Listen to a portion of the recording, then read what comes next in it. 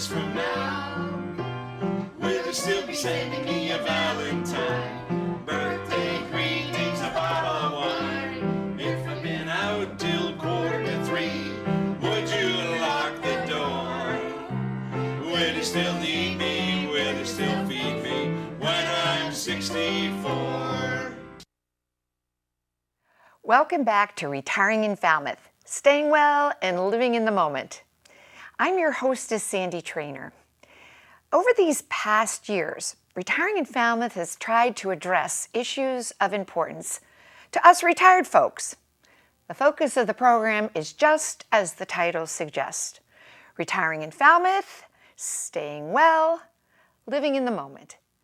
And I like to throw in, have fun every day. In the past, our programs usually had 3 segments: Falmouth Success Stories, where we feature folks in their 90s and beyond who are staying well, living in the moment, and having fun, dispelling the myth about getting old. Then there's the out-of-the-box thinking segment, where we have covered a myriad of topics relevant to us retired folks.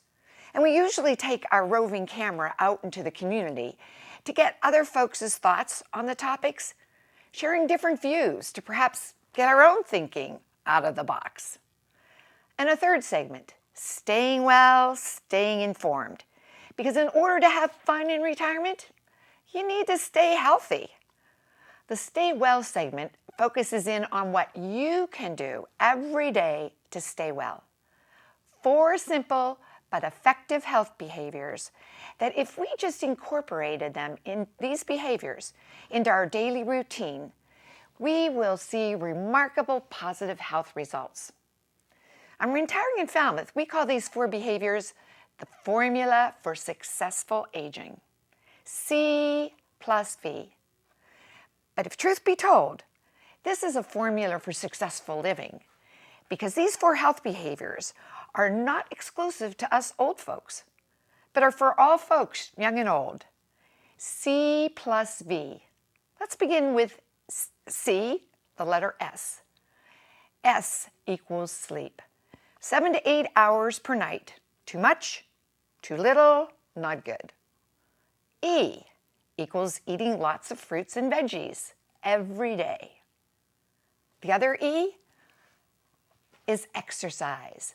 A little exercise every day. Here on Retiring in Falmouth, we promote a 10-10-10 exercise plan. 10 minutes of stretching in the morning, 10 minutes of brisk walking at lunchtime, preferably out of doors, better for your balance and perhaps a time to get some vitamin E if there's any sun out that day. And V equals volunteering, giving of yourself to others.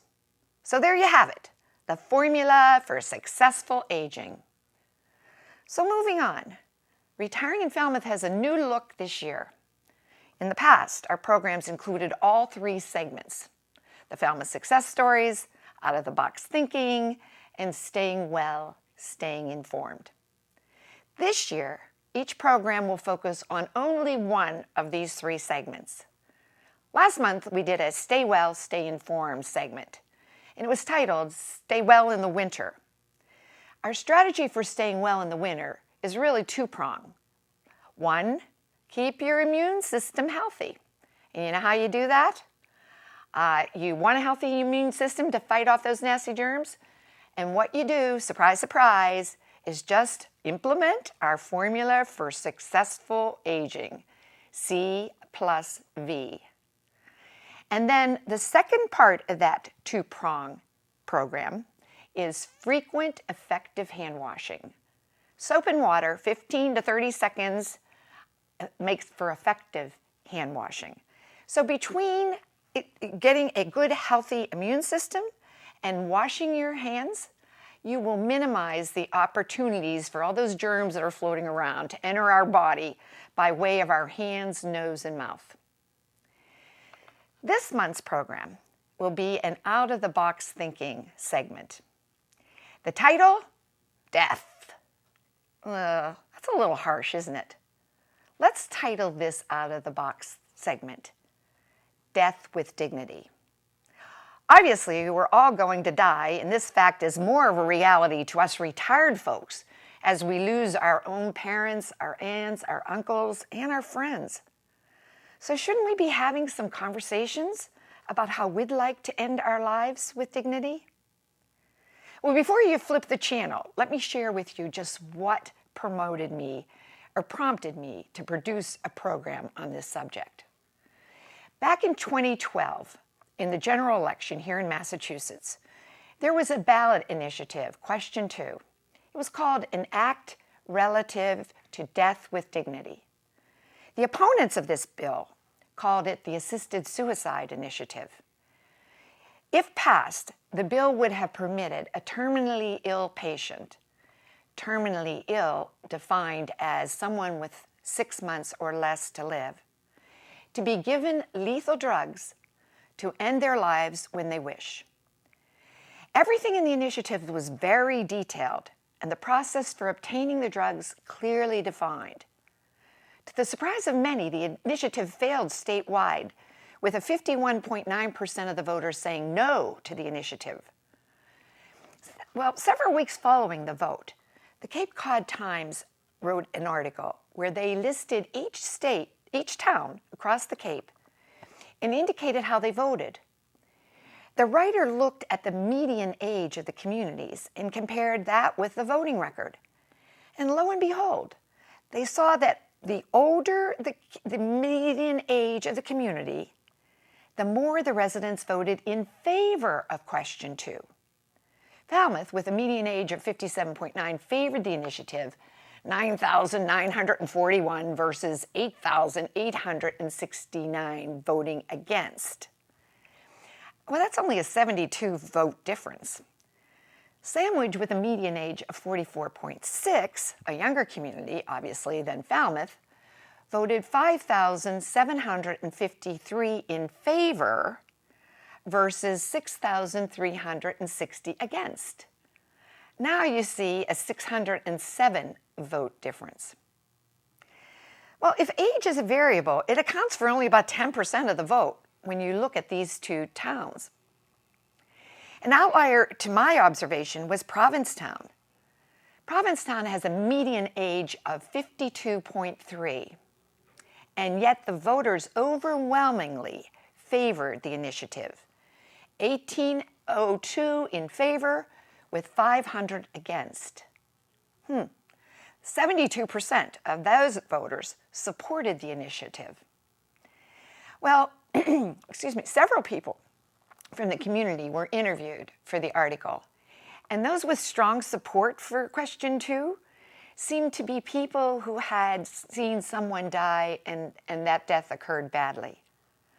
However, doctors who were interviewed for this article that appeared in the Cape Cod Times actually expressed relief that the act was defeated. I found this all quite interesting and felt the best way to delve into the topic of death with dignity was to do an out-of-the-box thinking session and take our cameras out into the community to gather retired folks' opinion. But after I gave it just a little thought, I decided the man on the street opinion style, well, it really wouldn't lend itself to anything more than an opinion poll. So why bother? We already knew how the vote went here and how folks felt about it in Falmouth.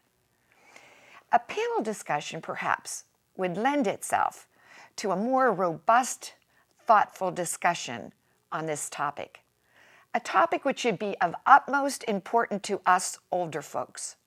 So stay tuned for our first ever out-of-the-box panel discussing the topic, Death with Dignity.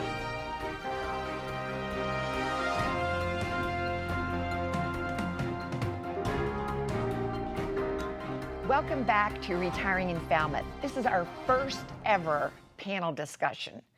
Because of the nature of tonight's subject, it just seemed that the out-of-the-box topic required more in-depth discussion versus what we typically do, taking our camera out and just stopping people to get their opinions on the streets of Falmouth.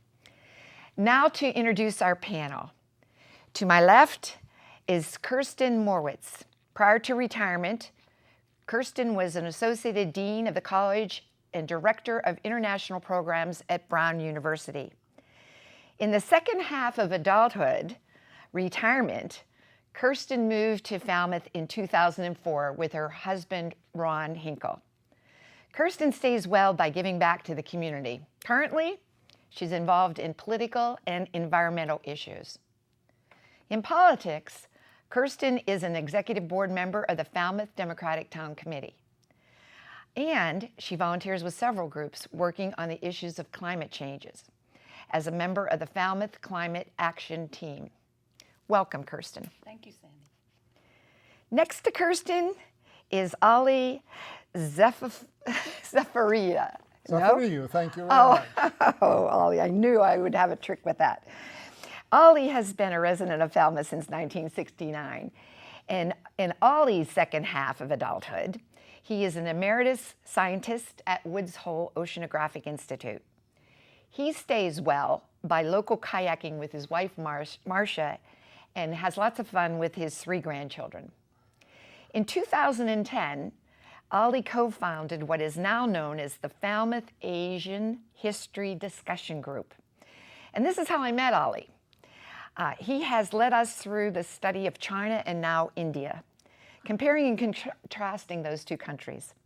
It's really a fun group, and Ollie wanted me to put in a plug for the group as we are always looking for new members.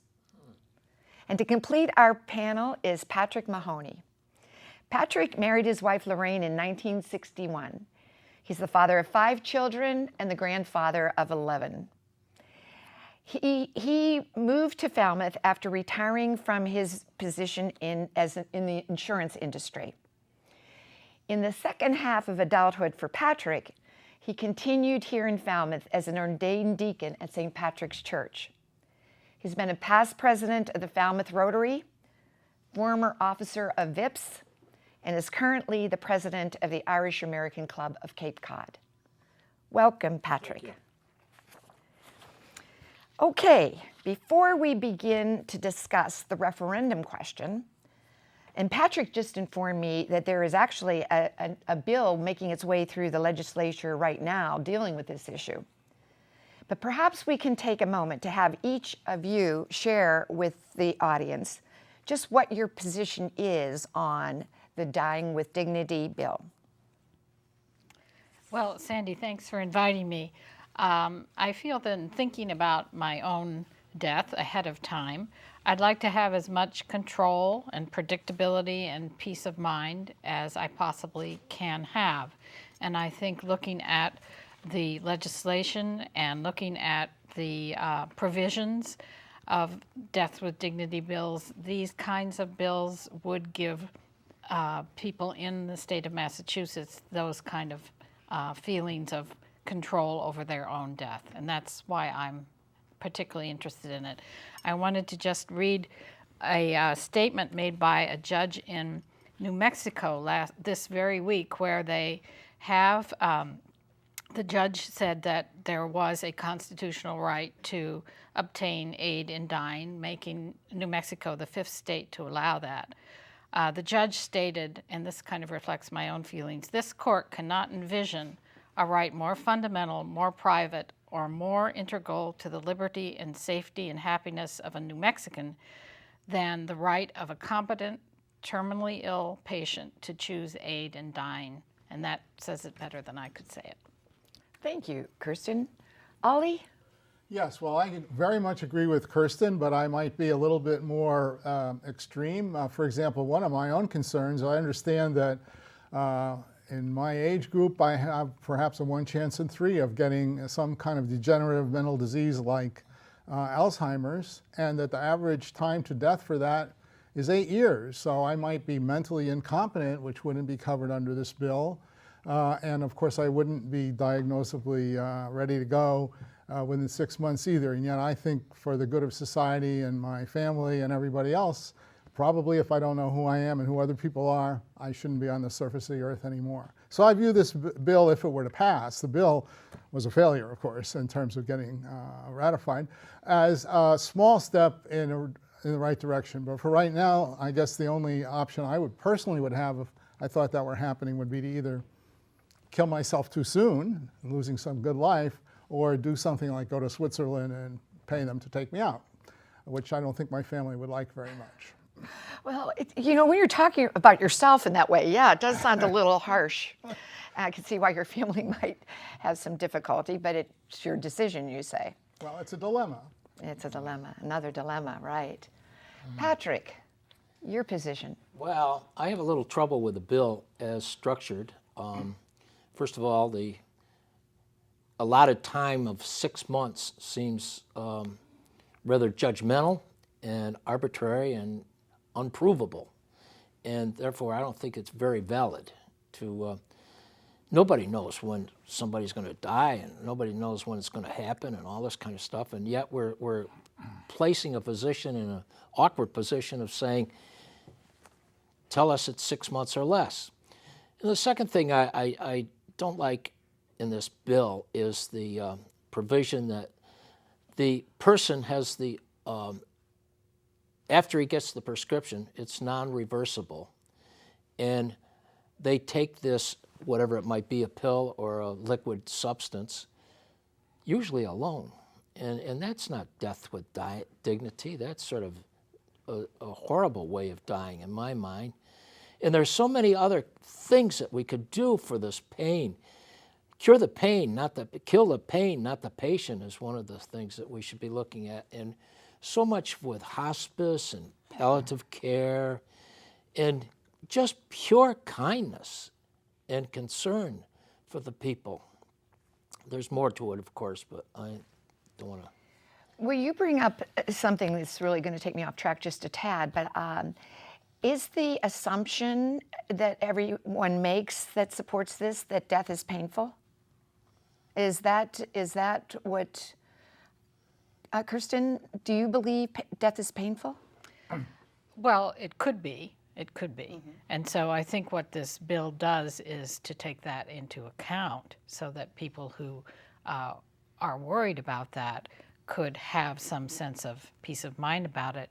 If you look at the Death with Dignity website, there's a national center for it, and you look at the actual data from, for example, Oregon, which has had a Death with Dignity provision since '97, the average number of people who choose this is actually very small. There isn't a rush to do it or pressuring of people to do it. I think in 2012, in Oregon, there were 71 people who chose to die under the provisions of the Oregon bill. And that's out of 32,000 deaths in that year, more than 32,000 deaths in this year. So we're not seeing that people are being pressured. If they don't wish to do it, of course they wouldn't get involved in that. But this gives an option for those who do want to do it. Well, see, I guess what I was getting at, like you were talking about hospice and palliative care. You know, I was in healthcare for, more years than I'd like to admit, 40-some.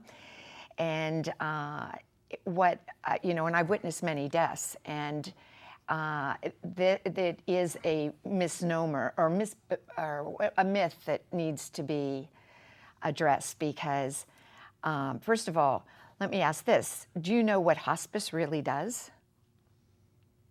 The main purpose of hospice? How about you, Ollie? Are you addressing me? Yeah, I'll address you, Ollie. Well, I believe the main purpose of hospice is to let you die in more or less the way that you and your family want to, with minimal or no care intended to make you better, but to keep you pain-free.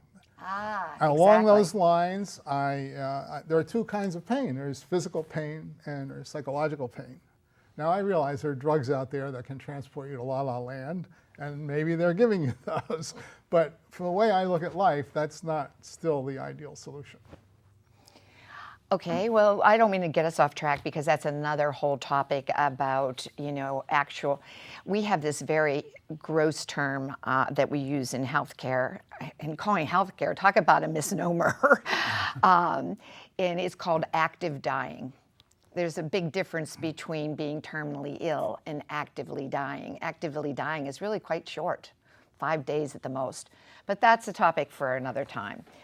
Okay, now that we know your positions on the articles that appeared in Cape Cod Times, the question for each of you is why do you think the vote went the way it did here across the Cape, where community to community, what that article suggested was the median age, the older the population, the more they supported it.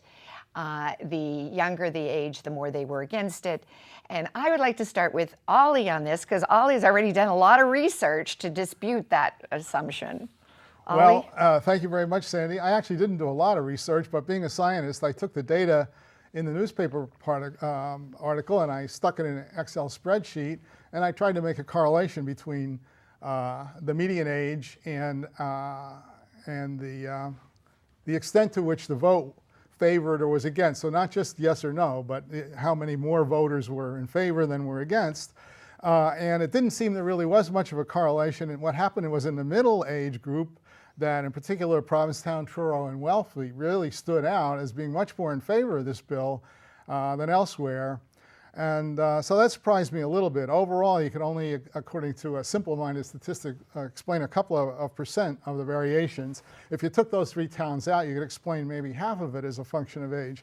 Well, I took a wild guess that maybe it would have something to do with politics, partly because I could get some data. And there's a good website for how Massachusetts towns have voted Democrat versus Republican, 351 towns, over the past few years. And the person who created that website took a whole bunch of individual elections and also created an average. I took those averages for the Cape towns as my measure of how Democratic or Republican they were in general. And I used this same kind of measure, the difference in the score between how many were for and against, as what I was going to look at to see if the two are related. And I don't know if you can see this, but here's what I got. And where the towns over here in red, of course, tended to be Republican, and over here in blue, they're Democratic. And you can see that there's a line that goes nicely between all these. Provincetown is not an outlier. These guys are also on the same trend. And what it says is there's a strong relationship between how Democratic your town is and how you voted on this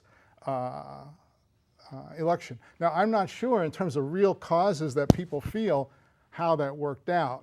I mean, there's more to being a Democrat or a Republican than just this one issue. But it is interesting that there's a strong trend, and it may have to do with a general liberal outlook on life, or maybe the environment in a town that's strongly Democratic, such as Provincetown, is a little different than elsewhere and kind of encourages that kind of person. I don't really know. I'd be interested in other people's analysis. Well, again, the writer was making the assumption because the older community, and as you said, there wasn't a real strong correlation there with the vote, but older folks had more of an opportunity to have experienced someone dying, and perhaps they were dying poorly, and that swayed their vote. What do you think, Patrick? Well, first of all, I think that the absolute title was very deceptive in a way. It said death with dignity, and who doesn't want death with dignity, you know? So, you know, that wasn't really explained very well. I think the media picked the death with dignity over physician-assisted suicide, which gave people that soft, warm feeling that I'm going to, you know, be allowed to have death with dignity. And the second thing, this was news to me that of this import, but I would question some. In the past, there's been a lot of, I don't know if it still exists, but in the far ends of the Cape, a lot of AIDS problems. And there are many people with AIDS that committed suicide, and people around them saw the agony that they went through and the emotional problem. And so that might have a little tendency on that. And then there's also this thing called fear. I may be healthy now, but I fear of being a burden to my family eventually, and being a burden to people around me, and what will we do, and do we have enough money, and all this. So it seems like it was an easy way to sort of explain death with dignity, but not reaching into how do we handle it. Right. So your vote might be influenced because, of course, everybody wants to die with dignity. Yeah. But not really thinking in depth what that all means. Absolutely. What's your thoughts, Kirsten? I haven't really been able to analyze this too well, but I do know from my own experience that when I was younger, I never thought about this question at all. And then I turned 70 and I suddenly thought it's much closer and it's something that I would like to, be able to face and have some control of my own over it. So there may be something to the analysis that an older community is more aware of this approaching problem and more wanting to deal with it in some way. That's the only thought I have really on that. Well, I have to agree with you. When I turned 70, all of a sudden I started thinking of death and dying and how you want to live each day. It had a good impact on me because, and anybody who watches this program knows that I'm always talking about living in the moment. And turning 70 really got me to appreciate living in the moment even more so. So anyway, well, you brought up the title of the bill, Patrick, Death with Dignity. And when in fact, there's a lot of people who die in a dignified fashion without needing to take medication to end their lives. And in fact, we did touch a little bit on hospice, and again, because I, in my last formal job, I had started a nonprofit where we help people finish their lives in their home. And so I saw firsthand what hospice does. And hospice primarily is to get you the medication legally that helps you be comfortable, but it depresses your respiration.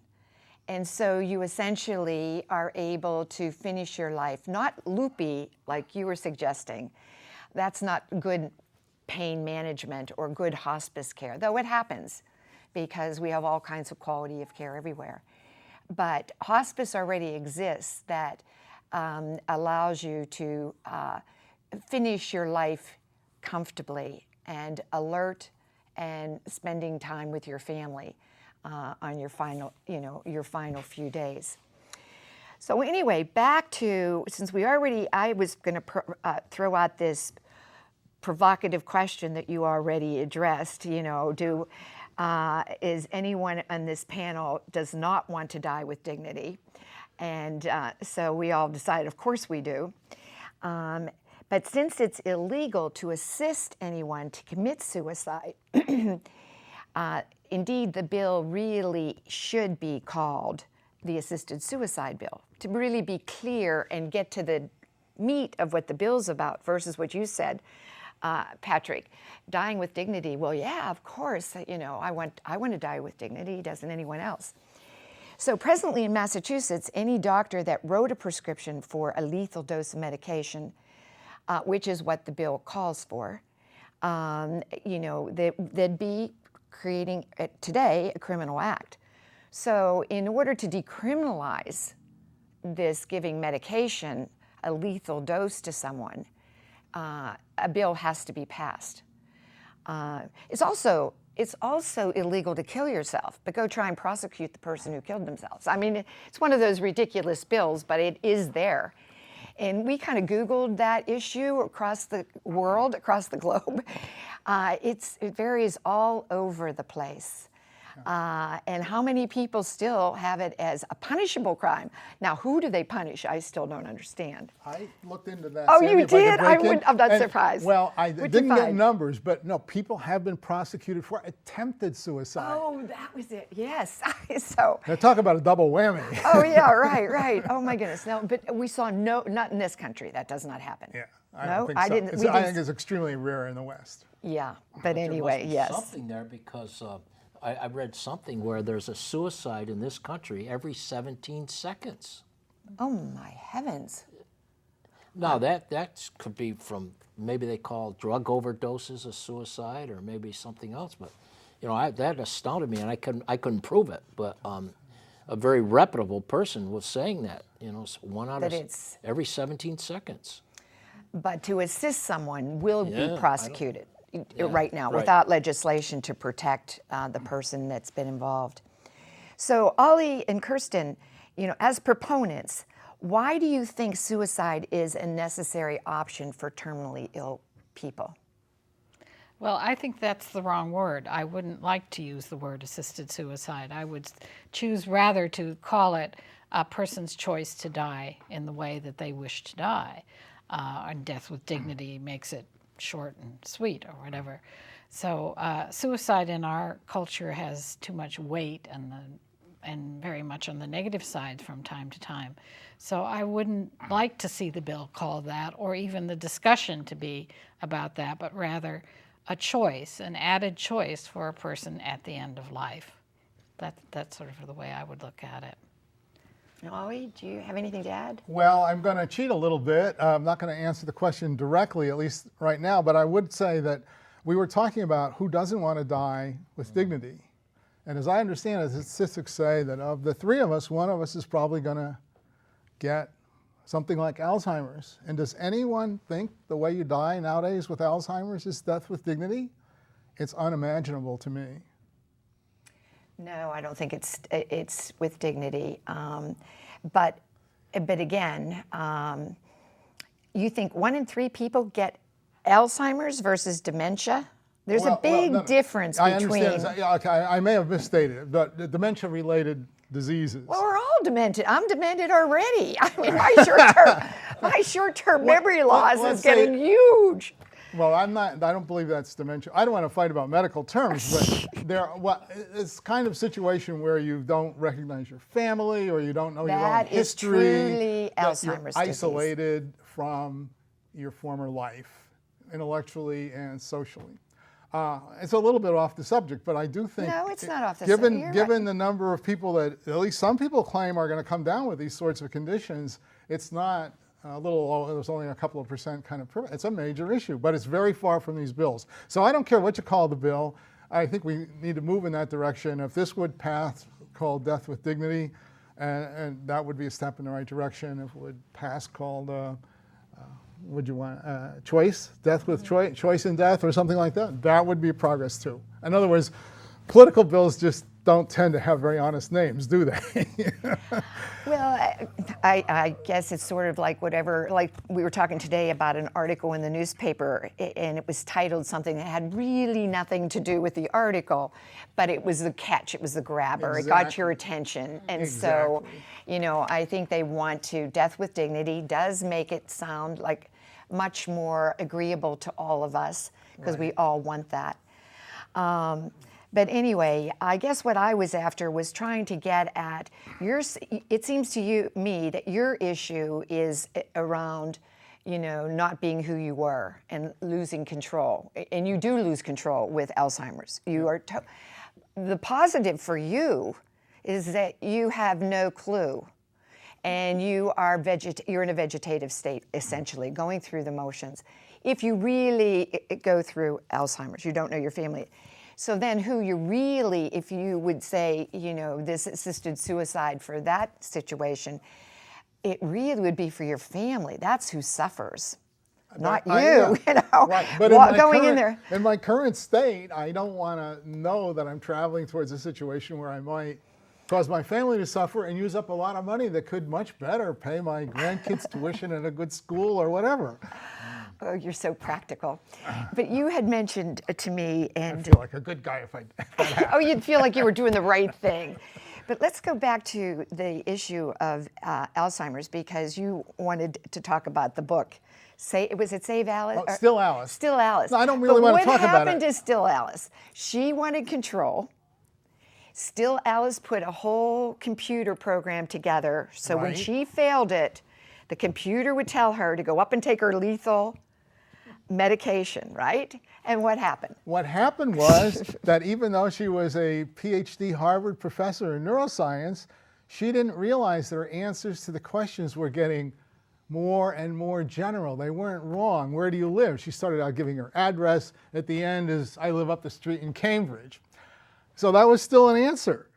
And that was one thing that happened. The other was that she started to take, she was getting ready to take the medicine, and her husband came into the room and interrupted her. about something else, and you don't know whether he confiscated the medicine or whether she But just she forgot. She forgot went back and did whatever. that was she. But anyway, it didn't work, even though this It didn't highly work. intelligent And she person was had a totally in very control of good her plan. life. So you can't Right. expect to get away with that. Right. So that's why I thought your book, Still Alice, was an example It's a of scary even book. when you try and stay in control. I'm glad that I read it, except there are days when I wish I'd never read it. Well, part of this thing is there's must be demonstrative type of pain and suffering going on, and with Alzheimer's, I'm not sure, but it doesn't seem that there's pain and suffering. No. Maybe there's no cure. Who knows there's no cure? Maybe there will be a cure. Many of these things that make end-of-life decisions are based on a medical condition or a mental condition of the person undergoing some psychiatric treatment with drugs and those nasty drugs that they give them sometimes to settle them down and all that kind of stuff that cause this thing that says, I can't do it anymore, take me. And then when they get the proper medicine, the proper use of doctor's care, and come out of this, they would not wish to be suicidal. Well, and I think the bill does. I didn't talk, when I introduced this subject, I didn't talk much about the process because it's very convoluted. But there's all kinds of, in the bill, there's all kinds of safeguards that someone who is depressed could not, the physician would not write the prescription for them. They would not, they're eliminated from eligibility for, the medication. You had to go through, so that would, address that issue as such. But I guess I was getting more at, wondering, like, the writer said he thought older people had more negative experiences with death.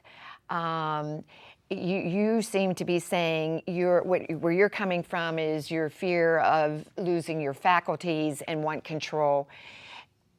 Kirsten, you sound like you're saying, which is me too, now that you're 70, death is more real, and you want to, it sounds like you're saying you want more control over that. Is that what you're? Well, optimally, yeah, that would be what I would say. I think a lot of the questions that come up and the concerns that come up are because we haven't looked at the results of these bills in the states where they now exist. And I keep referring to this website, Death with Dignity. There are very particular reports needed at the end of every year by the proponents of this bill, and they have established all sorts of guidelines and cautions so that it isn't something that is being exploited. And when you look at the data, there are not huge numbers of people using it. It obviously fits a certain very specific niche, and it works for those people. So why not give those people that option? I look at a bill not as an answer to everything, but to create a better atmosphere for people in general to consider this end of life and what it's going to be like. It's just one more aid to thinking about something that we are all going to have to think about and face. Well, again, I knew you would bring another side to things, and that's why I wanted you on this panel. But let me pose this to you. This is a true story. It's not my, one of the ladies I know here in town who's 91, it has to do with her brother. Her brother was 93, and he lived independently up in south of Boston in, like one of these, like Cummings Parks, those places where there's all kinds of apartments and you have gyms and all that sort of thing in one setting. It wasn't assisted living, it wasn't housing for the elderly, just lived in a community. And he was going to the gym every morning, which he did at 93. He was totally, fully functioning, as we show on Retiring in Falmouth all the time, Falmouth success stories, to dispel the myth that everyone that's old is frail and not having fun. And he slipped on black ice. And Mary was down in Florida at the time, staying with her daughter, but her nephew called and said, My dad, this happened to him. He fractured his neck, his cervical area, and he is being transferred to a skilled facility, but he's not going to be coming home anymore. We want him to come home to us, but he doesn't want to be a burden, and he's decided that he does not want to be a burden. Had a great life, lived 93 years, fully functioning, having fun with grandkids. And he decided that he was just going to stop eating and drinking because he did not want to be kept alive in a nursing home where people would have to help him eat, feed him, and take care of him. Now, Mary came up and was really upset. "Oh, Charlie, how can you do this?" And Charlie was thrilled to see her because it was his only sister, and she was so glad she came. But he said, "No, this is what I've decided to do." And so when she'd plead with him, he just shut his eyes. And it was very peaceful, and he had a very peaceful death because really dehydration is a very comfortable way to finish one's life because, your mental status starts to just go down. It's like you get sleepy, not painful. So my question to you was first, is this dying with dignity?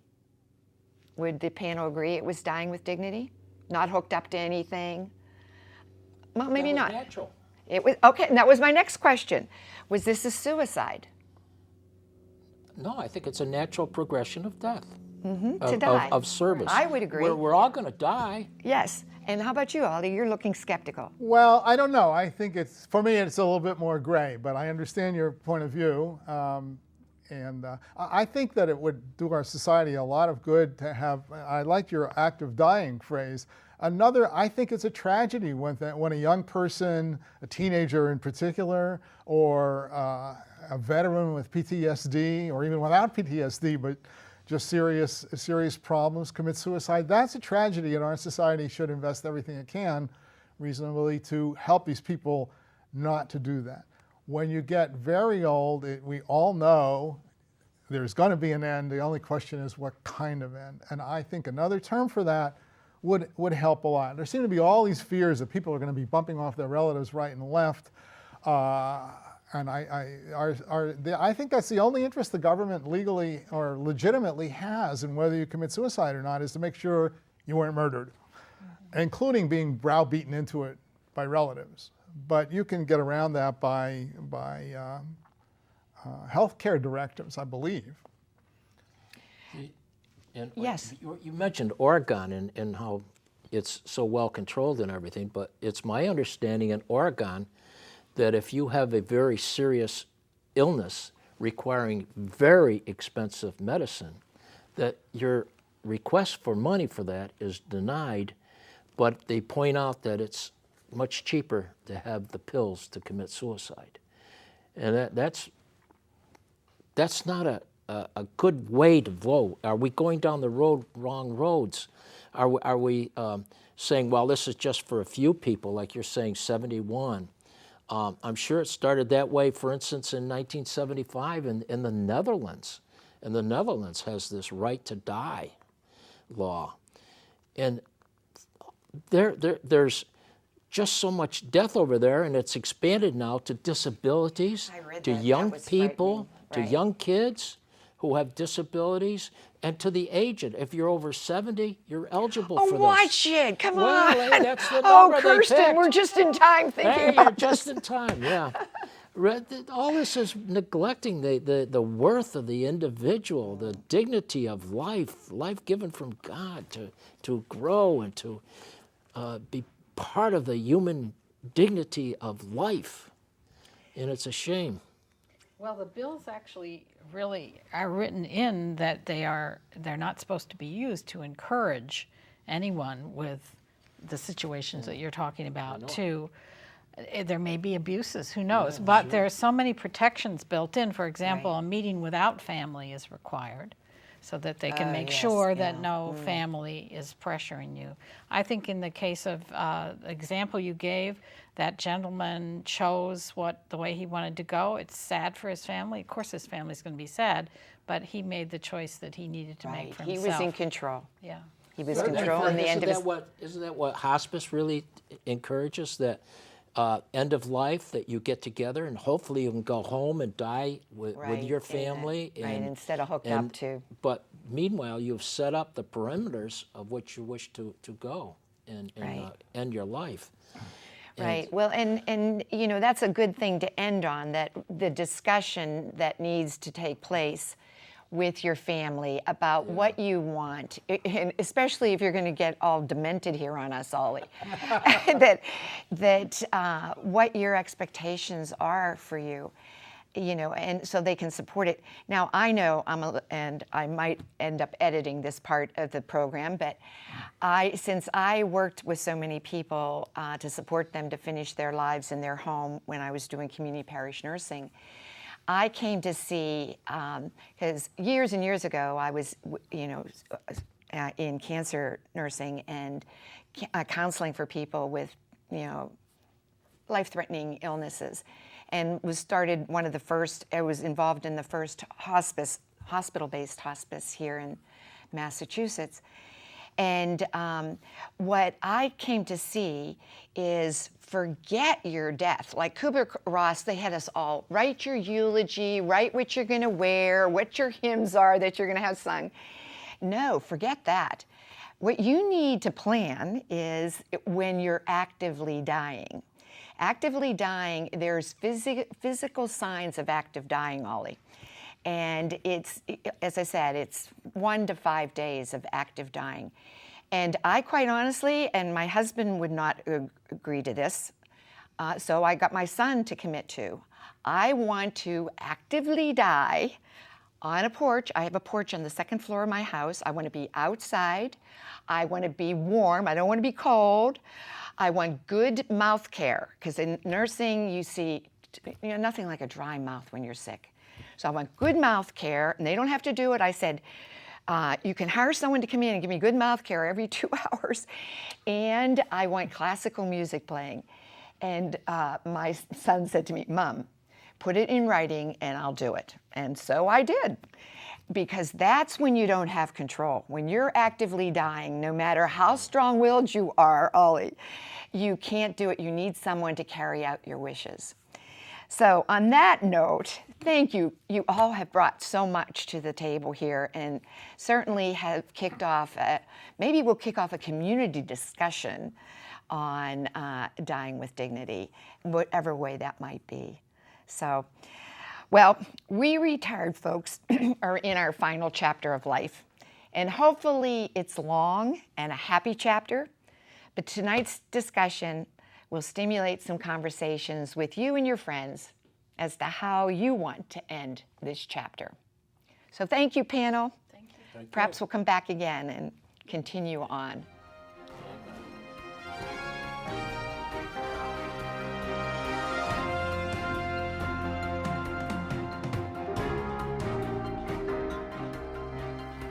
Thank you, Kirsten, Ollie, and Patrick, for caring enough to share your thoughts and your ideas about dying with dignity.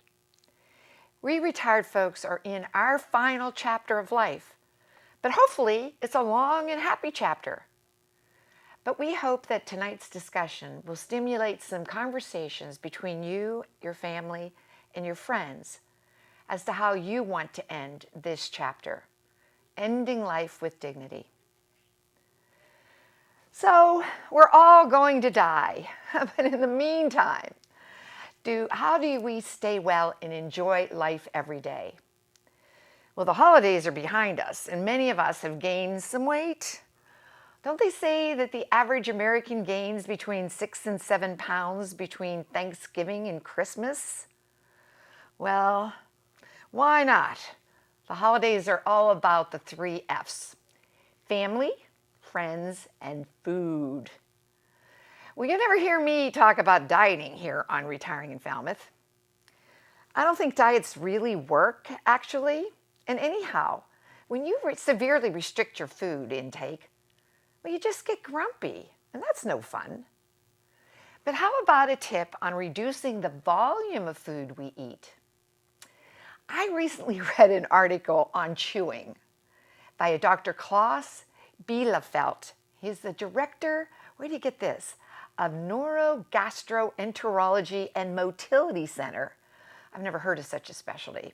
Anyway, he's at the University of Pittsburgh, my old alma mater.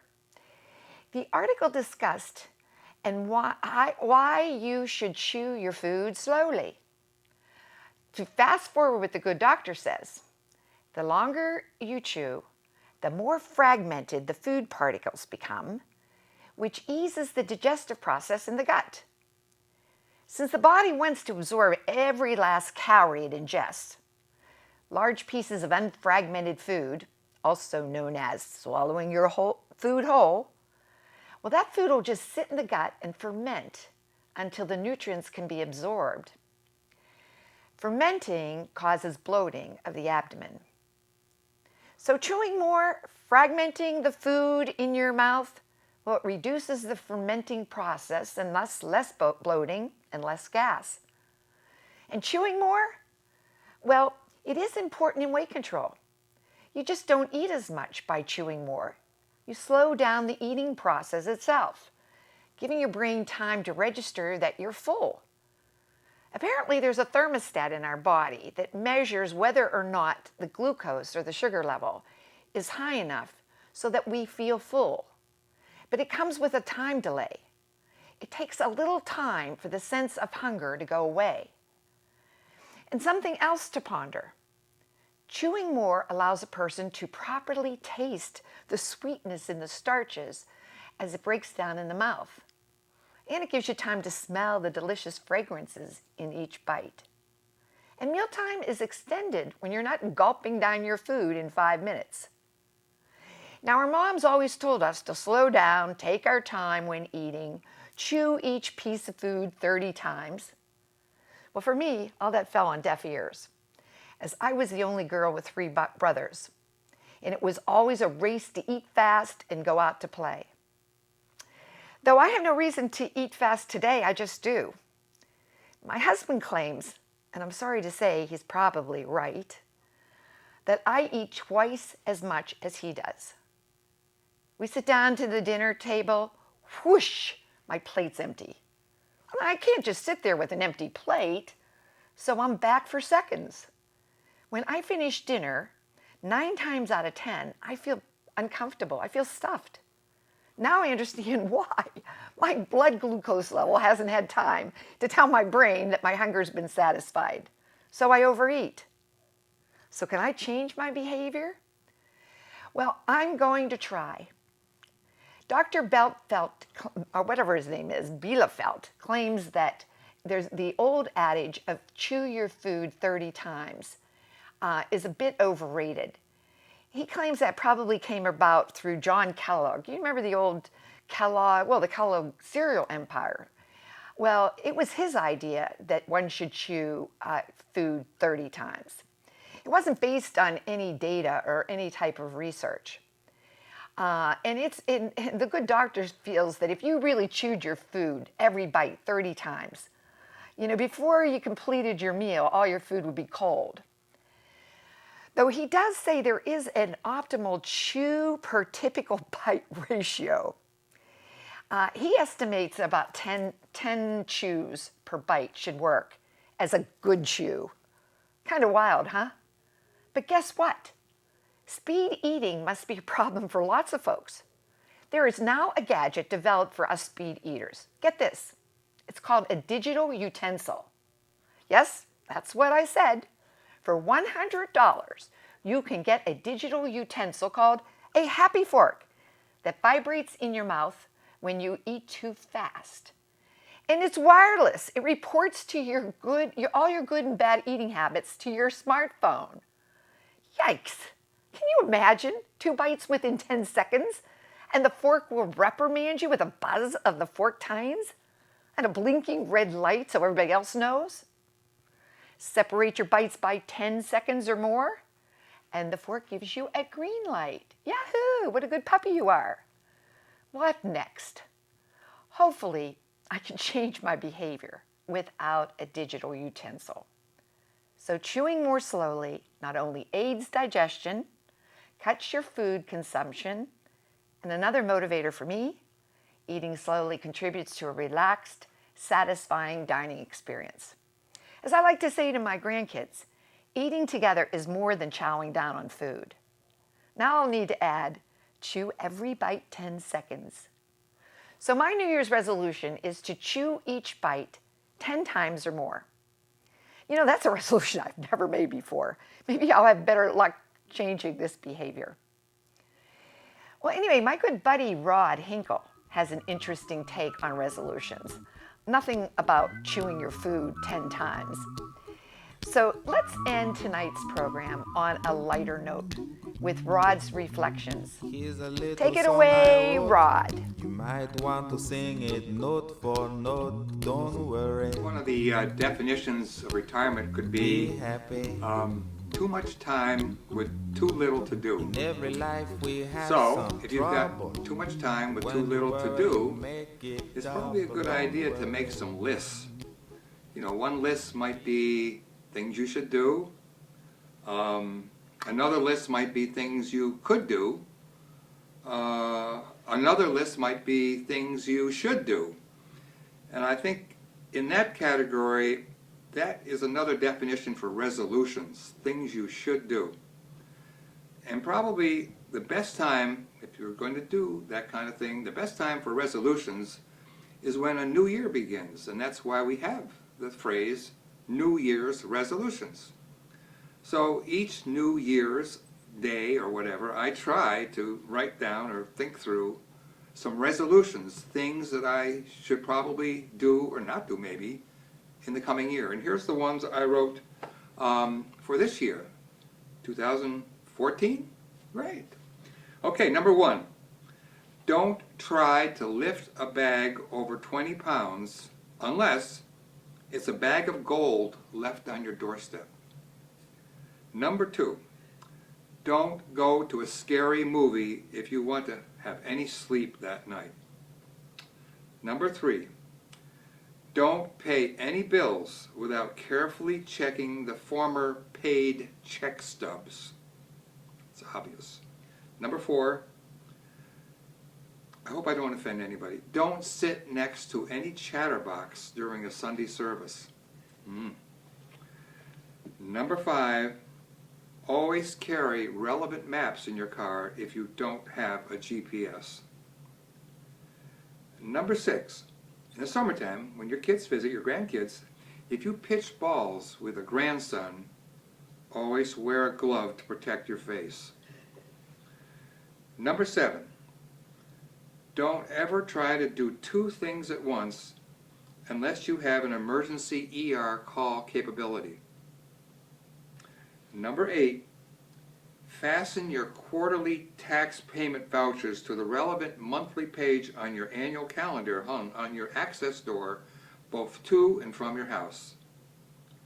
Number 9, always update the pictures of your children and grandchildren on your refrigerator door before they visit in the summertime. And number 10, if you have any churchy leanings, you start the day by saying, "This is the day the Lord has made. Let us be glad and rejoice in it." Now, if you don't have churchy leanings, just say, "Damn it, I'm going to have some fun today."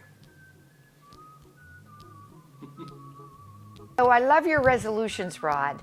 I do not know too many seniors who have too much time and too little to do. But I so endorse your resolution number 10. It is all about having fun. So from all of us here at Retiring in Falmouth, staying well, living in the moment, and having fun. Here's a little song I Don't wrote. worry. You might Be want to happy. sing it note Good night. for note, don't worry. Be happy.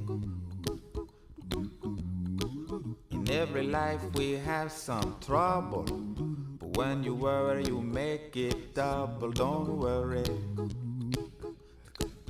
Be happy, don't worry, be happy now.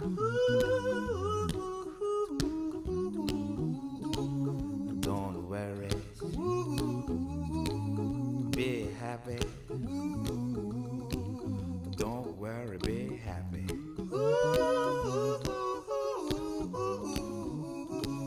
Don't worry,